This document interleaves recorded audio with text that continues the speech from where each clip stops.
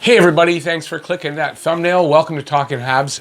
In this video, this is an odds and ends video, so it's a bunch of little news stories all in one video that I usually don't want to make a full video on, but there is one story here that I will probably be doing a full video on.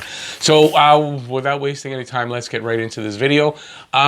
Sad story. My condolences to the Gretzky family on the passing of Walter Gretzky, Wayne's dad. So Walter Gretzky passed away, I want to say yesterday or the day before. It was the day before yesterday. And yeah, I mean, just he's considered kind of like Canada's hockey dad anyway.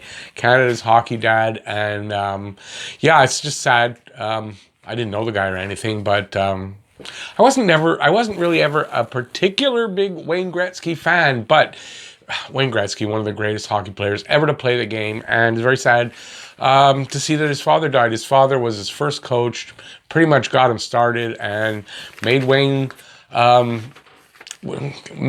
great, pretty much, you know. So anyway, very sad news. Before I babble too much. Next up, something that's kind of disgusting: the Tom Wilson hit on the Boston Bruins' Brandon Carlo. If you haven't seen it, take a look. It's pretty disgusting. I don't know. For me, I just think that I don't know how that wasn't a penalty. How is that not a penalty? I don't get it. It was brutal, no penalty, and the kid's in the hospital. You know, it's not a typical concussion. Obviously, it's a concussion. He's probably going to be out for quite a bit. The surprise for me is people that know hockey, some of the experts saying that they don't think it was an illegal hit, blah, blah, blah. You know, maybe by the letter of the ruling, it might not. Maybe his first contact was to the chest. But you know what? It's damn time this changes. You know, kind of like the high sticking rule, right? You got to be in control of your stick or it's a penalty. And there's no, well, I didn't mean it. It was an accident. There's none of that. It's a penalty. And if you draw blood, it's 2 penalties, right? So why not here? You hit the head at all. You know, be in control of your check. If you hit the head, accident, no accident, doesn't matter, automatic penalty. And depending on the severity and the brutality of it, a suspension. It's time to stop this garbage, the dopes and dops. You know, I get they have to follow the rule, so it's time for the GMs to get together and change this goddamn rule that it's cut and dried. You hit the head, you go off the ice, into the penalty box, maybe out of the game, and you definitely get some sort of a suspension, at least 1 game, and maybe more depending on the brutality. In this case, if you ask me, this is at least 2, and I'd probably give him 5 because of the fact that he's a repeat offender. Anyway, that's my opinion. Here, ask the question: does someone have to die on the ice before they do something about it? Right? Are they going to crack down, or does someone have to die? Because if they keep hitting like that, it's going to happen. And then after the kid's going down, he's going down holding his head. I don't know who the Washington player was, but he's cross-checking him to the neck and pushing him down. Like, what the fucking hell is going on with hockey players? I don't understand where this disrespect for each other comes from. Anyway, they got to do something about that. On to something nicer. Cole Caufield, he's on fire. He's on fire. He's finishing up his season, just going crazy. I'll love to see it because I've been talking this kid up, and he is about to hit Montreal. I got something on that. Okay, Cole Caufield's on fire in 27 games. That's including yesterday's game. 23 goals, 21 assists, 44 points. His season's almost done, so playoffs start soon. I'm not sure exactly when. They got 1 more game, I think today. If not today, tomorrow, but over this weekend. And then their season's done. So we should see him in Montreal very soon, like after the Badgers are done. And I don't know, they've got playoffs, and then there's national championships. So depending how they do in the playoffs. So the playoffs, if they make it all the way through, I believe the last day is March 16th.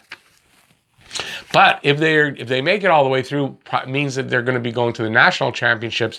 So the final game for the national championships could be April 10th. So depending on how the Badgers do, we should see him in Montreal by mid-April at the latest. So you got to figure anywhere from, well, March 16th is his potential last game. But then again, if he plays there, I would think he's going. Anyway, somewhere end of March, like I've been saying, till mid-April. So we're not that far away. Cole Caufield, and he's looking amazing out there. This kid's shot. Last night, the goal he scored was from the point. So anyone want to say he can only shoot from inside, close? No. No. Take a look at the highlight. That was a shot from the point, went all the way. He's amazing, and Montreal's got to give him a shot, right? Montreal's got to give him at least a few games to see what he looks like here in the NHL. If things don't go well, he goes down to Laval. If things do go well, maybe he sticks around. So we'll have to see. But I think we're going to see him in a Habs uniform because I think it's clear he's going to sign his ELC as soon as he's done with college this season. I don't see Cole Caufield another season in college. I don't see it. He looks like he's ready. At the very least, he's ready for the AHL, and he may just be ready for the NHL. He may be like Nick Suzuki and doesn't spend time in the AHL. It's possible, and we're going to find out soon. Okay, so there's lines tonight, and if you've read behind me and look, and you can see what's in red there, some excitement for tonight. So the game between the Jets and the Canadiens, we got some lineup changes finally from Montreal, and let's take a look. So the Danault line doesn't change. Tatar, Danault, Gallagher. I don't really know what's up with that. I don't think it's the best use of those guys personally right now at this point with the way Danault's playing, but the coach have to have something in mind. I'm going to trust him that he knows what he's doing. I also want to say, I've been saying, give him 5 games before I'm going to really give any kind of come down on the guy, really, about what's going on. This is game 5. We got lineup changes, and I like some of them. Line 2, Drouin, Suzuki, Armia, so it doesn't change for the moment. Right now, Armia replaced Anderson, and I know that the coach really likes something in Armia. He's said it. He's working special with Armia. And I guess it's part of the reason why he's leaving Armia on the line, because Josh Anderson's back tonight.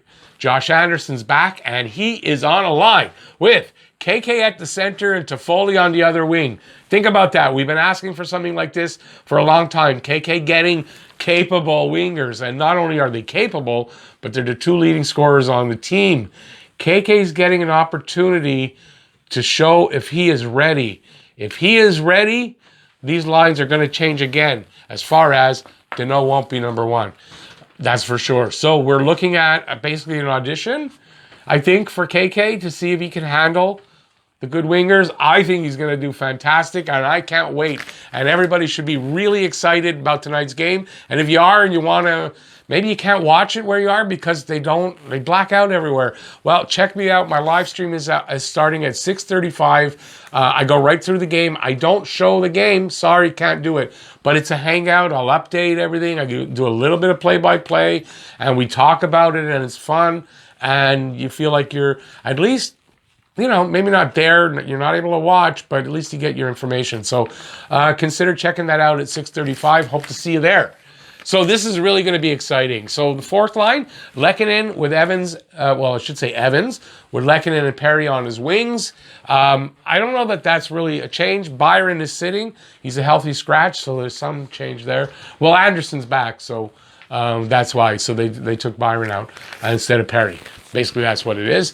And it kind of makes sense, I like what Perry's been doing. He's been playing well. He's been getting that 1 or 2 moments every game, seems like, I think except 1, where, he makes something good happen or he's involved in something good that happens. So, yeah, kind of makes sense that Byron sits because Byron hasn't been doing it offensively and Perry kind of has, right? So, yeah, so I really like what's going on here. I don't think this is the final changes that are happening. I think if we see something good out of this 3rd line, we're going to see some changes. Now, the defense, no changes on D. And that makes sense to me in this way. I want changes on D, but you can't have it all at once, right? So I think he's going to get the forward line settled up and take a look there. He's going to make some changes on D. I think we're going to be good. Carey Price in nets tonight. Carey Price will be starting, and there's an interesting article. This is the subject, kind of what I want to delve into, but it's actually next up. But it is Carey Price, and there's an interesting article out there from an interview with Stefan Waite, and Yeah, in it, he does say that they were planning to, this month, start Price 2 out of 3 games going forward and getting him more work and all that stuff, because this is a part of the problem what's been going on with Price. But that's for the next topic. I might talk a little bit about it. But I just want to say this is a step in the right direction right now, and I'm very happy to see it on the 5th game. He's good. Things are going to get better. Watch and see. I'm really expecting something good tonight. Will they win? I hope so. This doesn't guarantee it, but I think they've got a better shot at winning against the Jets with this forward lineup than they did the last game. Now, a few things about Carey Price. So I got a few things here. First of all, there's an article out there by Pat Hickey of Montreal Gazette. It's called Canadiens expected Carey Price to struggle, Stefan Waite says. And Stefan Waite was on TSN 690 with Mitch Melnick, and he did an interview, and that's what this article is about. So I'm going to take a closer look at this topic, and I want to do a video about it. I don't have time today to really delve in, and because game day and all that. I'm going to do that tomorrow, and if it's out tomorrow or Monday, it should be out. So that's what this isn't the usual topic I would talk about in Odds and Ends. So we got that out of the hand. I want to say this. It talks about how he's not used to playing every second game. It's hard for NHL goalies to get their rhythm, to get their tracking and all that kind of stuff, that the little details down when you're not playing enough, right? This is a problem that he's having. And I wanted to, like, a good analogy is, so here I'll read what I wrote. What Carey Price is going through is a lot like a golfer. I'm a golfer. I can't really play now because of my back, but I'm a golfer, so I understand this analogy. They need to be coached constantly, right? And you got to groove your swing by hitting balls all the time. So even if you're not out there playing, or you don't have a tournament, you have to be out every day swinging that club, so your swing is grooved, right? So that when you step up to the ball and it's important, your swing, you know it's coming through, right? That's how they keep mistakes out of their game. That's how they stay away from having bad habits, right? It's no different for Price. In this case, though, he needs game action to keep a lot of that going, and he wasn't getting enough. And if anybody's having trouble to understand what he's going through, well, that's part of what he's going through. And they're going to rectify that, and they were planning this. To rectify that by giving him more starts. Now, you can't give him all the starts. Jake Allen was brought here to give him some rest, but to keep him away of having to play 3 games and 4 games in a row. That's the key here. So, yeah, we're going to get into it in a video. Now, Sean Burke, here's my thought about Sean Burke, why they made the change, because it's hard to understand why they made this change.